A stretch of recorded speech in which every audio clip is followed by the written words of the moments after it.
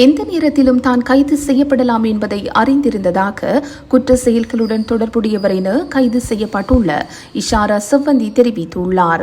பேலியகொட குற்றப்பிரிவின் இயக்குநர் உதவி போலீஸ் கண்காணிப்பாளர் ரொஹான் ஒலுகல எந்த நேரத்திலும் தன்னை கைது செய்வார் என அறிந்திருந்ததாக அவர் குறிப்பிட்டுள்ளார். 7 மாதங்கள் நேபாளத்தில் தலைமறைவாகியிருந்த போதும் வெறுப்பு நிலைமை ஏற்பட்டது.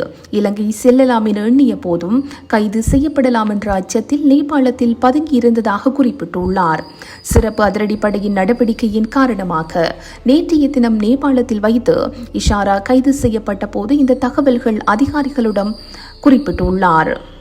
புதுக்கடை நீதிமன்ற வளாகத்தில் பாதாள உலக தலைவர் கனிமுல்ல சஞ்சீவவை சுட்டுக் கொல்லும் திட்டத்தின் பின்னணியில் இருந்ததாக கருதப்படும் இஷாரா நேற்று முன்தினம் இரவு நேபாளத்தின் பக்தபூர் மாவட்டத்தில் உள்ள திப்போஸ் பூங்கா பகுதியில் உள்ள ஒரு ஆடம்பரமான வீட்டில் மறைந்திருந்த போது கைது செய்யப்பட்டுள்ளார்.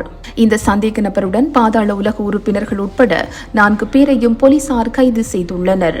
பேலியகுட குற்றப்பிரிவின் இயக்குநர் உதவி போலீஸ் கண்காணிப்பாளர் ரொஹான் ஒலுகல மற்றும் குற்றப்புலனாய்வு பிரிவின் ஆய்வாளர் கிஹாண்டி சில்வா ஆகியோர் நேபாளத்தில் நடத்திய 3 நாள் சோதனையில் இந்த பாதாள உலக கும்பல் கைது செய்யப்பட்டிருந்தது.